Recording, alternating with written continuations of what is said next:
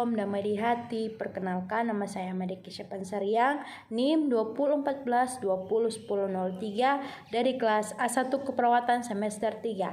Saya mahasiswa aktif di Universitas Pembangunan Indonesia Manado dengan program studi ilmu keperawatan. Pada saat ini saya akan membuat video untuk memenuhi tugas UAS mata kuliah Keperawatan Maternitas 1 dengan dosen pengampu Nurse Fania Tampilang Eskep MKes. Video ini saya akan membahas postpartum. Nah, definisi postpartum adalah keadaan ibu yang baru saja melahirkan. Istilah postpartum adalah masa sesudah melahirkan atau persalinan. Masa beberapa jam sesudah lahirnya plasenta atau tali pusat sampai minggu ke-6 setelah melahirkan. Adaptasi fisiologi postpartum. Yang pertama, sistem reproduksi. A. Uterus. Kembalinya uterus ke dalam keadaan normal setelah melahirkan disebut involusi. Nah, proses ini dimulai segera setelah ekspulsi plasenta dengan kontraksi otot polos. Uterus pada akhir kala ketiga, persalinan uterus akan berada pada tengah, kira-kira 2 cm di bawah umbilikus, dengan fundusnya berada di promontorium dacrum. Berat uterus sekitar 1000 gram. B. Serviks. Serviks teraba lunak setelah melahirkan ectocervix. Bagian serviks yang menonjol ke dalam akan terlihat memar, edema, dan mungkin terdapat laserasi kecil. Kondisi optimal untuk terjadi infeksi. C. Vagina. Vagina yang terjadi sangat terdistensi dengan dinding yang halus. Penahan akan mengecil kembali meskipun tidak akan kembali seperti sebelum hamil. Yang kedua, sistem endokrin. A. Hormon plasenta. Perubahan hormon yang signifikan terjadi pada periode postpartum.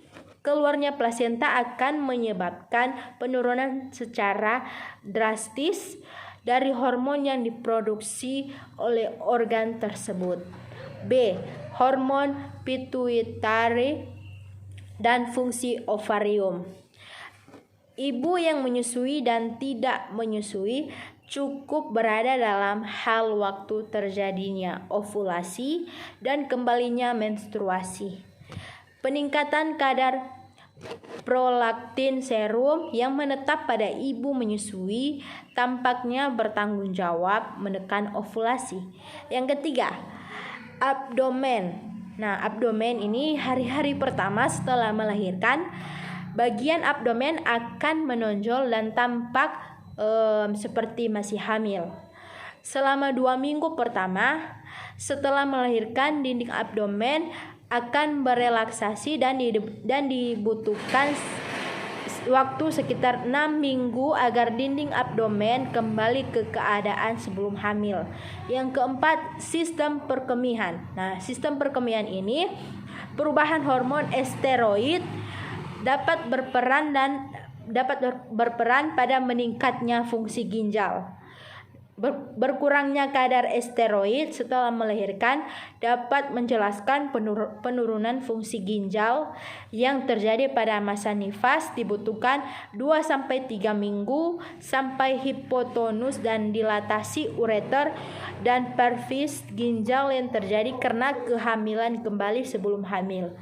Yang kelima, sistem pencernaan. Nah, sistem pencernaan ini setelah melahirkan, ibu biasanya akan merasa lapar dan biasanya permintaan porsi makanan 2 kali lebih banyak dan cemilan yang sering merupakan hal umum. Pemulihan defekasi secara normal terjadi lambat dalam waktu 1 minggu. 6. Payudara. Setelah melahirkan, terjadi penurunan kadar hormon seperti estrogen, progesteron, HCG, prolaktin, kortisol, dan insulin yang menstimulasi perkembangan payudara selama kehamilan.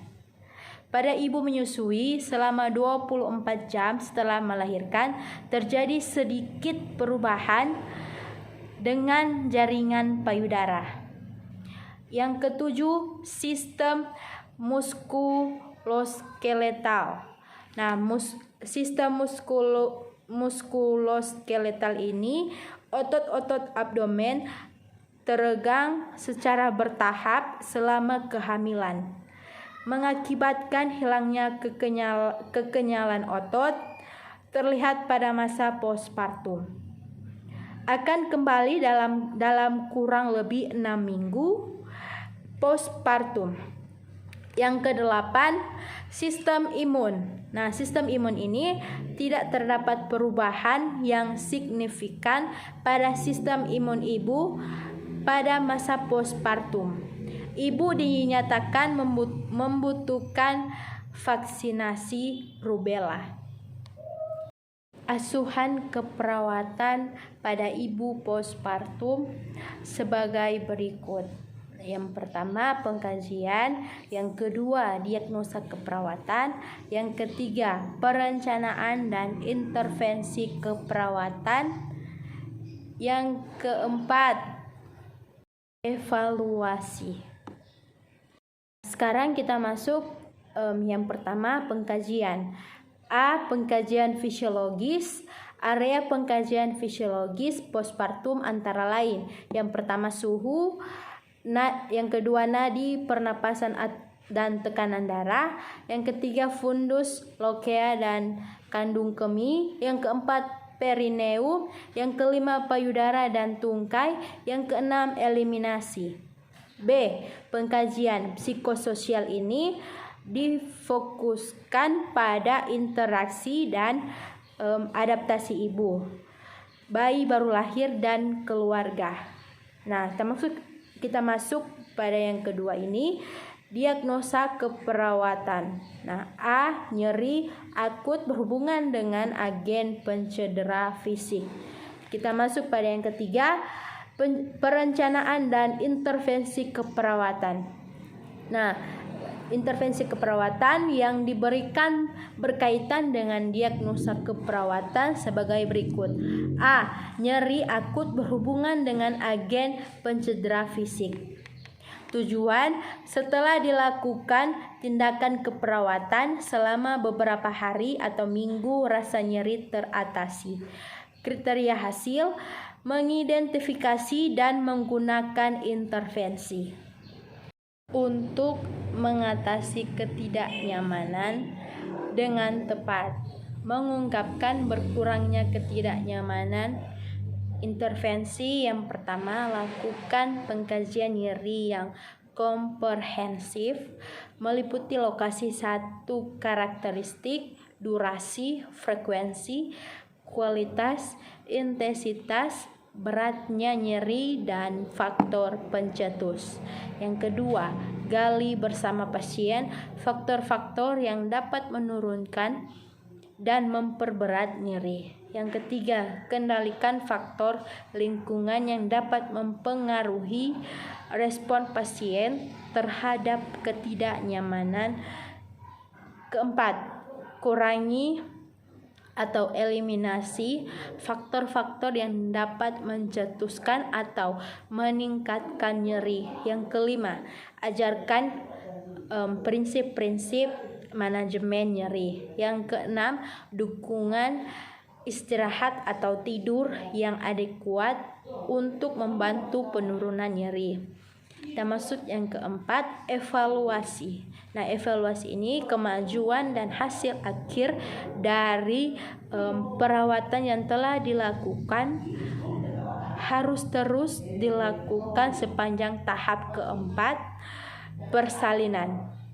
Nah, penilaian secara klinis pada faktor-faktor tertentu perlu dilakukan untuk mengetahui sejauh mana ketercapaian hasil akhir dari perawatan yang telah dilakukan. Faktor-faktor tersebut antara lain: A. Tetap bebas dari infeksi, B. Tetap merasa nyaman dan bebas dari cedera, C. Memiliki pengetahuan yang adekuat tentang perawatan payudara baik pada ibu menyusui maupun ibu tidak menyusui. D. Menunjukkan kepercayaan diri bahwa ia atau keluarga dapat memberikan perawatan yang sangat diperlukan bayi baru lahir. E. Melindungi kesehatan kehamilan berikutnya dan kesehatan anak-anak. Masih bingung mau kuliah di mana? Bingung nentuin jurusan apa? Jangan sampai salah memilih kampus ya. Pada kesempatan ini saya ingin merekomendasikan kampus untuk adik-adik yang ingin melanjutkan kuliah. Universitas Pembangunan Indonesia Manado dengan lokasi yang strategis serta fasilitas lengkap serta dosen-dosen yang profesional. Universitas Pembangunan Indonesia Manado memiliki 6 jurusan. Pertama, Fakultas Ilmu Keperawatan, di dalamnya ada Profesi Nurse. Yang kedua, Fakultas Ilmu Hukum. Yang ketiga, Fakultas Ilmu Sosial dan Politik. Yang keempat, Fakultas Sastra Inggris. Yang kelima, Fakultas Pertanian. Yang keenam, Fakultas Teknik Elektro, di dalamnya ada Teknik Elektro dan Teknik Sipil. Kami mengajak adik-adik untuk bergabung bersama kami Universitas Pembangunan Indonesia Manado. UNPI adalah salah satu kampus yang fakultas terbaik di Sulawesi Utara dengan adanya fasilitas yang lengkap, bebas biaya pembangunan dan biaya studi yang terjangkau. Dan UNPI juga menyediakan beasiswa bagi mahasiswa yang kurang mampu dan mahasiswa berprestasi. Universitas Pembangunan Indonesia Manado masih membuka penerimaan mahasiswa baru program S1 dan Nurse dengan dosen-dosen yang berkualitas terdiri dari dosen tetap yayasan dan dosen DPK dengan kualifikasi pendidikan S2 dan S3 serta didukung tenaga pendidikan terampil, ramah, dan berintegritas. Dengan program sarjana keperawatan, Profesi Nurse bertujuan menghasilkan lulusan di bidang kesehatan yang mampu merawat pasien dan memberikan asuhan keperawatan sesuai standar operasional prosedur. Kampus kami juga bekerja sama dengan Internship Okinawa Jepang, di mana selain kita belajar, kita juga mendapatkan upah dan pengalaman yang baru di tempat yang baru pula. Jadi tunggu apa lagi? Ayo daftarkan diri Anda bersama Universitas Pembangunan Indonesia Manado.